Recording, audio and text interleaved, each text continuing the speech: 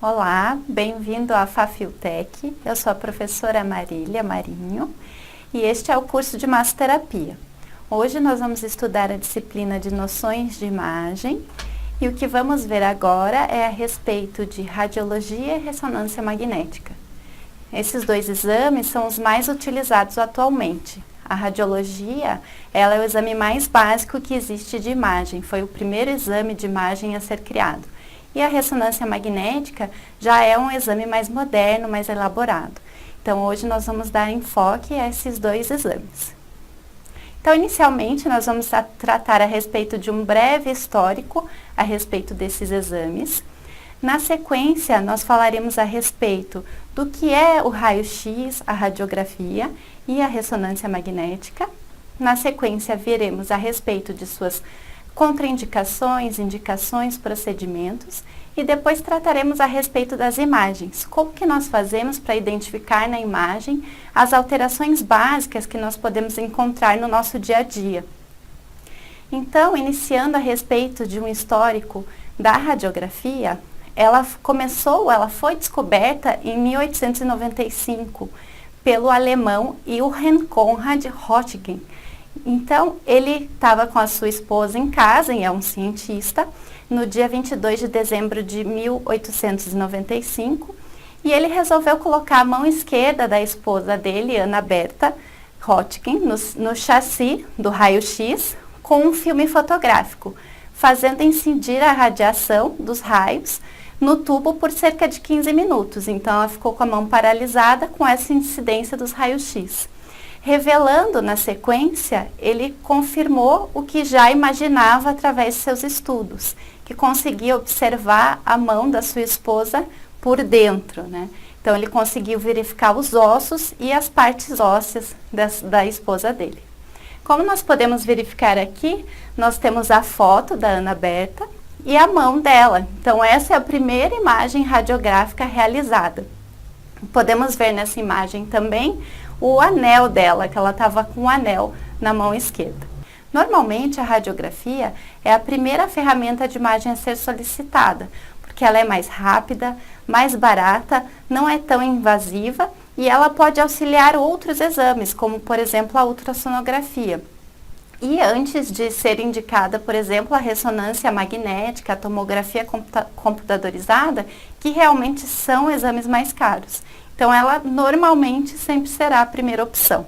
Se identificou algo na radiografia que precisa ser visto de uma forma mais profunda, se indica daí, às vezes, uma complementação por outro exame.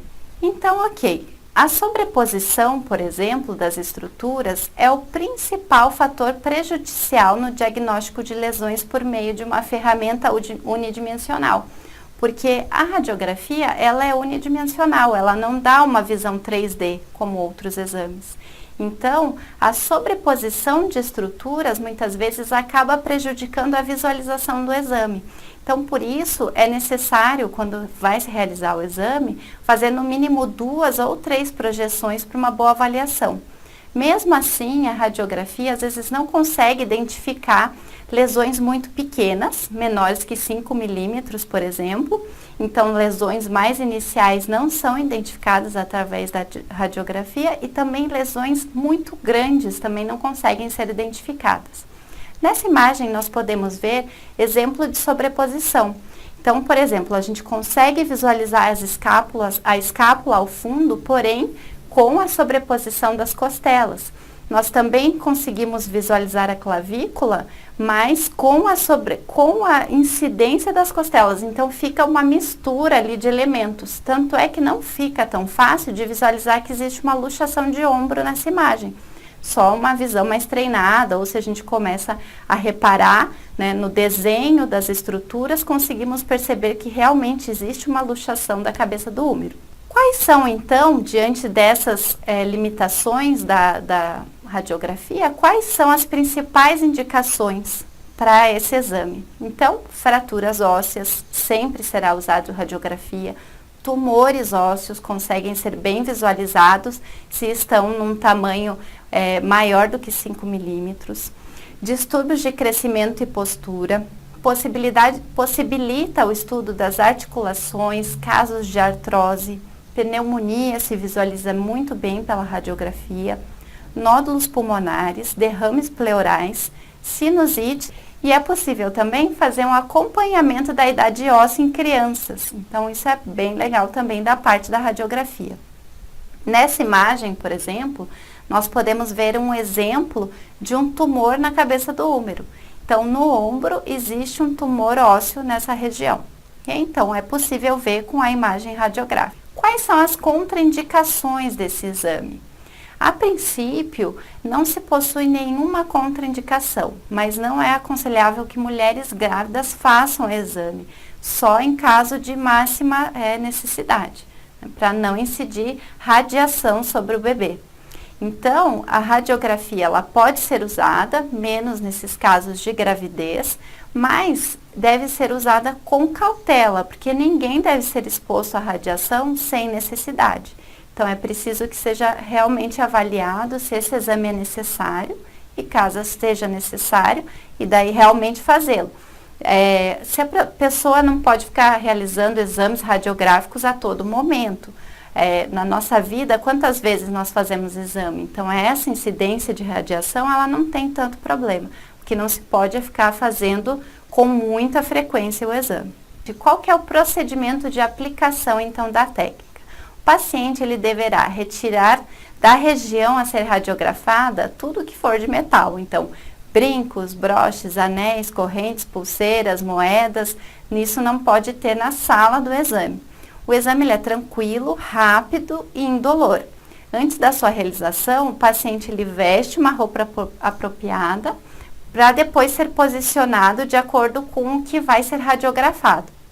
O paciente ele não sente nada, na maioria dos casos as posições são tranquilas, a não ser em casos de fraturas, que o membro está fraturado e precisa ser posicionado, não há relato de dor no exame de radiografia.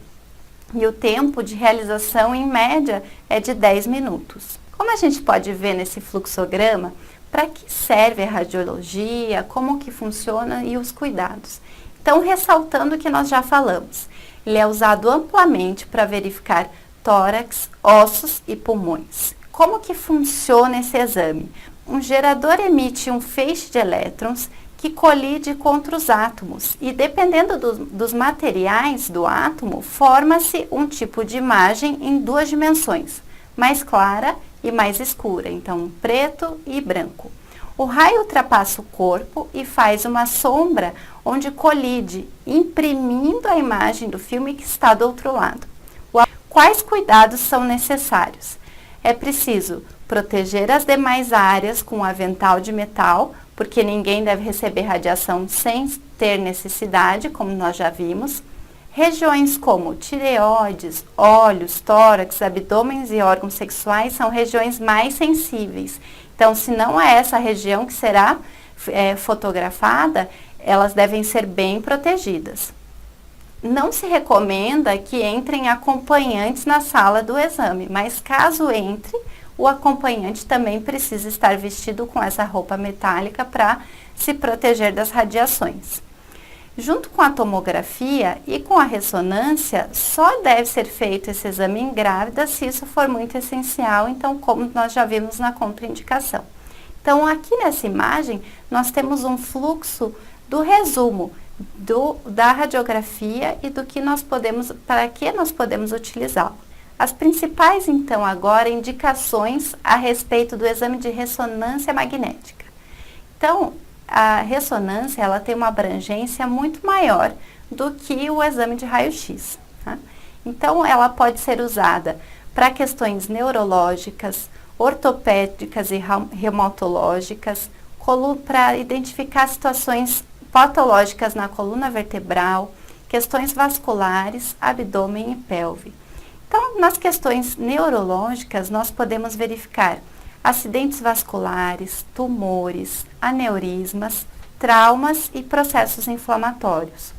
Nos quadros ortopédicos e reumatológicos, nós podemos fazer estudos do joelho, do ombro, tornozelo, quadril, punho, pé, dedos e traumas articulares, entre outros processos.